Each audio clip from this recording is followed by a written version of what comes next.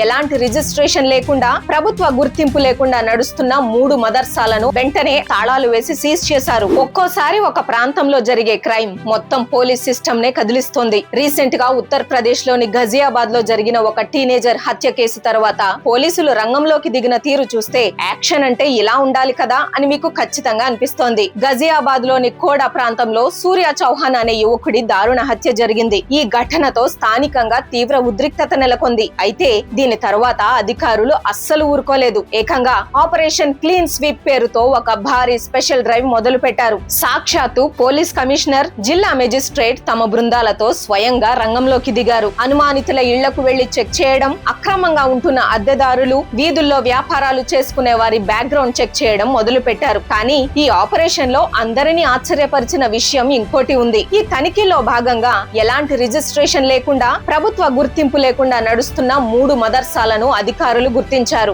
ఏ మాత్రం ఆలస్యం చేయకుండా వెంటనే ఆ అక్రమ మదర్సాలకు తాళాలు వేసి సీజ్ చేశారు. ఒకవైపు అక్రమ కట్టడాలపై యాక్షన్ తీసుకుంటూనే మరోవైపు బాధిత కుటుంబానికి అండగా నిలబడ్డారు. ముఖ్యమంత్రి ఆదేశాలతో బాధిత కుటుంబానికి 5 లక్షల రూపాయల ఆర్థిక సాయం అందించారు. అలాగే వాళ్ల కుటుంబంలో ఒకరికి మున్సిపాలిటీలో ఉద్యోగం ఇస్తామని సర్టిఫికెట్ కూడా అందజేశారు. ఒక నేరం జరిగినప్పుడు కేవలం ఆ ఒక్క కేసును మాత్రమే కాకుండా ఆ ప్రాంతంలో ఉన్న అక్రమాలన్నింటినీ టార్గెట్ చేసి సిస్టమ్ ను క్లీన్ చేయడం నిజంగా గొప్ప విషయం కదా. ఇలాంటి ఆపరేషన్ క్లీన్ స్వీప్ మన నగరాల్లో కూడా ఎప్పటికప్పుడు జరగాలని మీరు అనుకుంటున్నారా? మీకేమనిపించిందో కింద కామెంట్స్ లో చెప్పండి. యూపీ పోలీసుల ఈ యాక్షన్ మీకు నచ్చితే వీడియోను లైక్ చేసి అందరికీ షేర్ చేయండి. జై హింద్.